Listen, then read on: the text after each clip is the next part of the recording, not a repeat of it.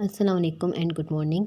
आज का जो हमारा टॉपिक है वो है टेलर्स एंड मैक्लॉरेन सीरीज़। ठीक है, इस टॉपिक का क्या फ़ायदा है और इस टॉपिक को हम क्यों पढ़ते हैं और इस टॉपिक की डेफिनेशन क्या है, हम इस वीडियो में जानेंगे। और इसकी जो कुछ एग्जांपल्स हैं कैसे सॉल्व करते हैं ये भी हम इस वीडियो में करेंगे। ठीक है, तो सबसे पहले मैं आपको ये बता दूँ कि टेलर सीरीज़ जो है इसका जो स्पेशल केस है वो मैक्लॉरेन सीरीज़ है। ठीक है, कैसे है और क्यों है ये हम आगे पढ़ेंगे। ठीक है, तो आपको क्या चीज़ समझनी है, सबसे पहले टेलर सीरीज़ को समझना है। ठीक है, कि टेलर सीरीज़ क्या होता है।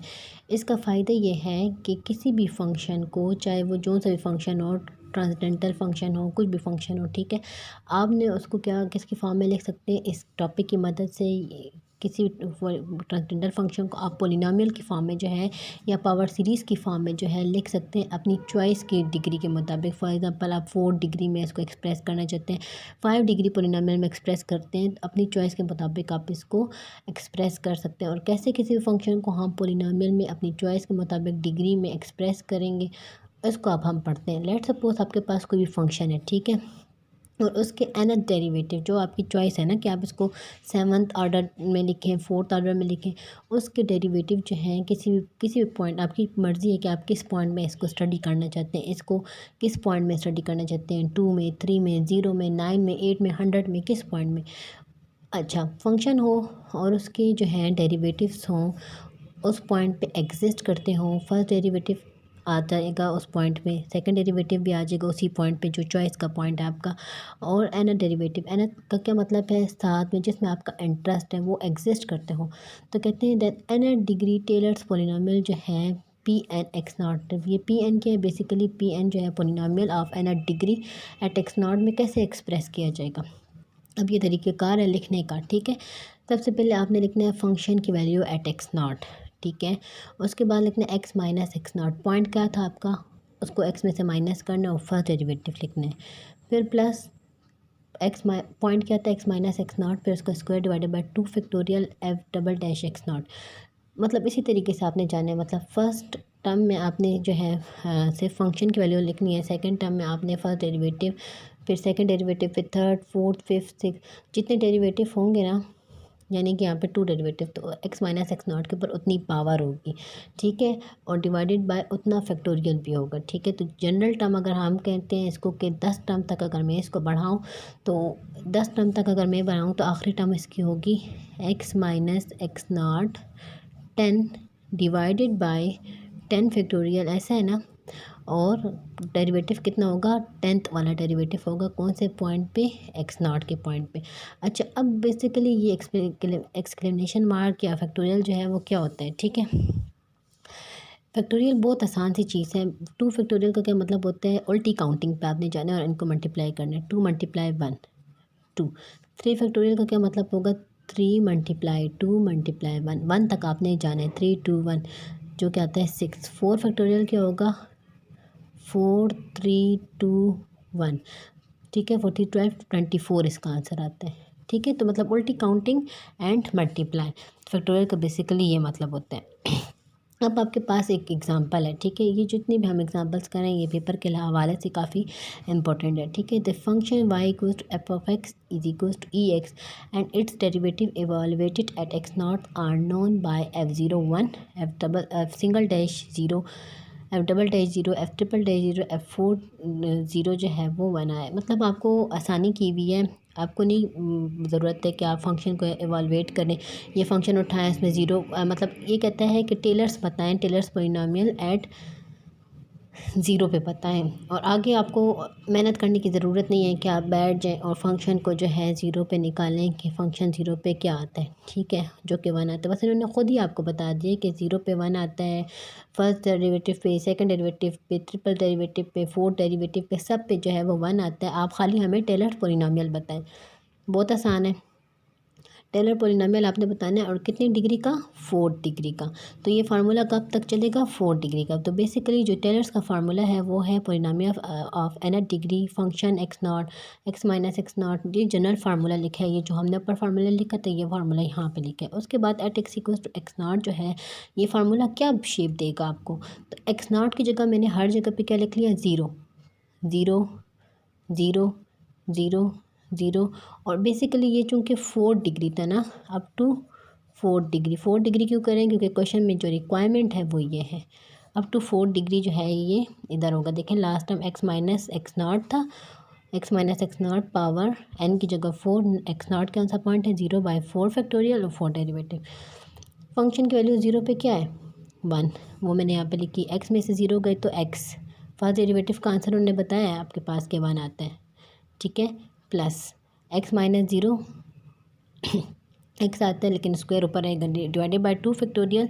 और फंक्शन डबल डेरिवेटिव का भी आंसर क्या है 1, तो मैंने यहाँ पे 1 लिखा है। प्लस x माइनस 0 क्या आता है x आता है उसका क्यूब आएगा, divided by 3 factorial. f triple dash का भी आंसर 1 है। x माइनस 0 x 4 आएगा क्योंकि ऊपर पावर में 4 है, डिवाइडेड बाय 4 फैक्टोरियल, इसका भी आंसर 1। तो फिर इसके बाद क्या होगा, इसके बाद जब हम इसको 1 के साथ किसी चीज़ को मल्टीप्लाई करते हैं तो उस पर कोई फ़र्क नहीं पड़ेगा। 1 plus x 2/2 x cube by 3 factorial x 4/4 factorial. आगे कुछ क्वेश्चन के बारे में और भी डिमांड की थी, अब उसको पढ़ते हैं। और एस्टिमेट करें फंक्शन को 0.2 पे, यानी कि एट x इक्वल्स टू 0.2 पे फंक्शन को एस्टिमेट करें। तो कुछ भी नहीं करना, आपने क्या करना है कि x की जगह क्या पुट कर देना है 0.2, 1 plus 0.2 square by 2 factorial 0.2 cube by 3 factorial 0.2 4/4 factorial.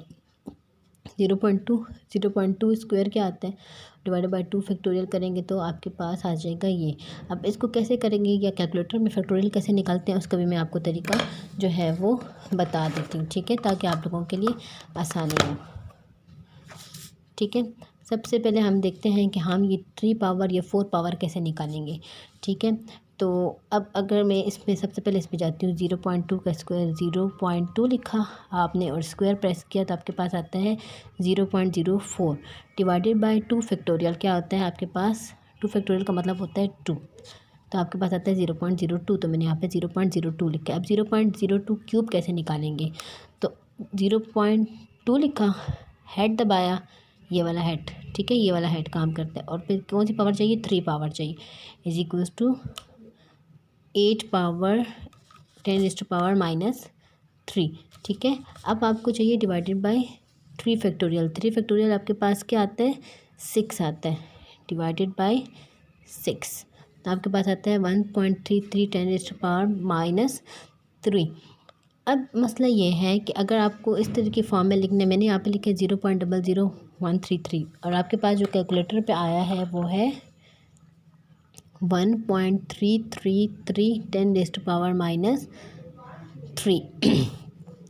इसका ये बेसिकली मतलब है कि आपके पास ये जो पॉइंट है ये 3 स्टेप्स जो है वो पीछे जाएगा, ठीक है। तो अगर आपको ये चीज़ समझ नहीं आती, मैं समझा तो देती हूँ, लेकिन अगर समझ नहीं आए तो कैलकुलेटर से ये चीज़ कैसे निकालेंगे वो भी आपको बताती हूँ।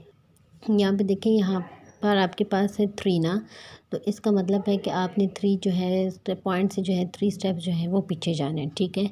तो यहाँ पर आपने 3 तो लिखा हुआ है ना, तो ये पॉइंट से पीछे जाएगा तो ये 1 यहाँ पे पॉइंट आएगा, लेकिन यहाँ पे आपको 3 स्टेप्स पीछे जाना था, तो एक स्टेप आप पीछे चले गए क्योंकि 1 को क्रॉस कर लिया, ठीक है। अब आपने 0 को क्रॉस किया, 2 स्टेप हो गए कोड 0, अब 3 स्टेप को क्रॉस कर लिया तो आपके पास आ जाएगा 0.00133, ठीक है।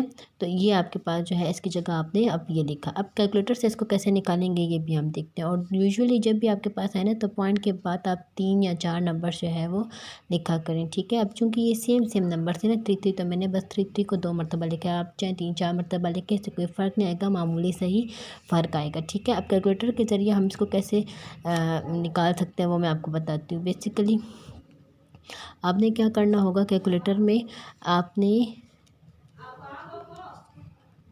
आपने ये मोड को प्रेस करना है तब तक जब तक फिक्स ना आए। कर लिया फिक्स, कौन से नंबर पे है 1, तो 1 दबाया मैंने। आपको कितने डिजिट्स चाहिए, मैं चाहती हूँ कि मुझे 5 डिजिट्स चाहिए। तो आंसर जो लास्ट आंसर था उसको आप कन्वर्ट करें, तो आंसर प्रेस किया इज इक्वल्स टू 0.00133, तो मेरे पास इस वजह से ये आया।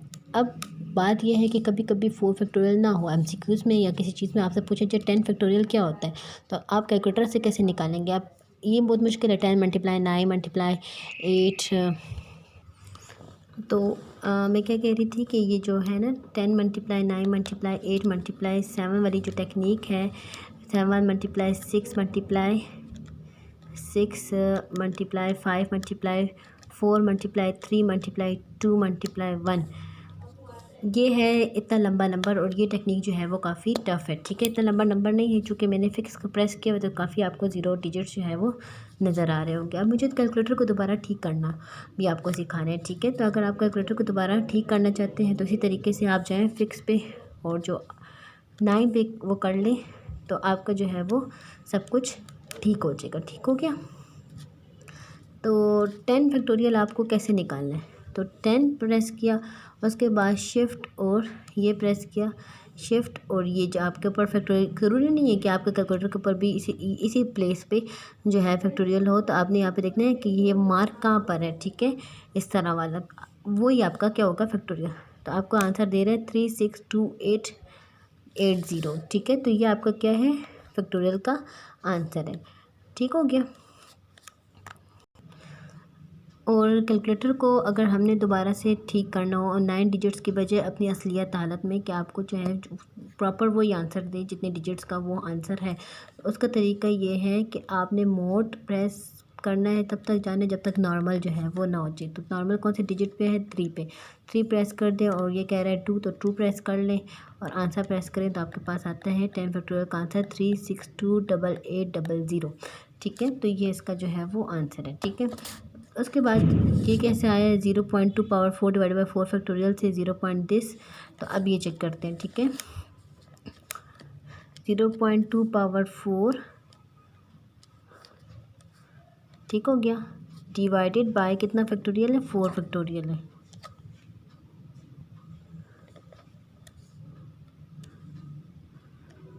Zero point 40666।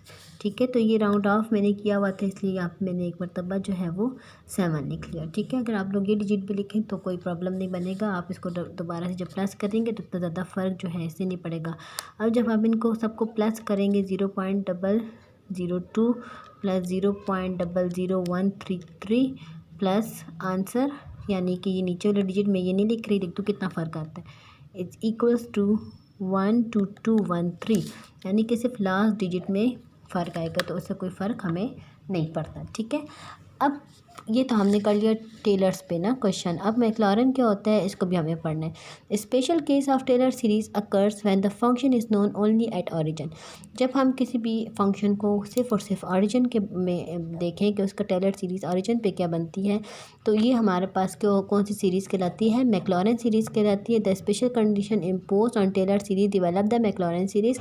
तो जब हम स्पेशल सीरीज़ यानी कि टेलर सीरीज़ को हम जो है वो कर दें, सिर्फ और सिर्फ ज़ीरो पे इवालुएट करके चेक कर लें, तो वो कौन सी सीरीज़ बन जाती है, मैक्लॉरन। यानी कि आपके पास जो टेलर सीरीज़ थी वो थी f(x0) plus x minus x0 f single dash x0 plus x minus x0 whole square f double dash x0 and divided by 2 factorial plus dot dot dot plus x minus x0 n by n factorial f n x0। अब मैं x0 को सिर्फ और सिर्फ zero लिख दूँ, यानी कि सिर्फ ऑरिजिन, तो ये x माइनस ज़ीरो x बनेगा f डैश x0 यानी कि zero plus x minus zero x और पर स्क्वायर भी है divided by 2 factorial f double dash zero plus dot dot dot x n divided by divided by n factorial f n zero. तो इसका मतलब है ये जो टेलर सीरीज़ है, जब हम ज़ीरो के पे x0 is equal to zero पे इवालुएट करें तो ये टेलर सीरीज़ को हम दूसरा नाम देते हैं जो कि है मैक्लॉरन सीरीज़। ठीक हो गया। अब हम जो है कुछ क्वेश्चंस करने जा रहे हैं, इंपॉर्टेंट क्वेश्चंस है, इसमें हम देखते हैं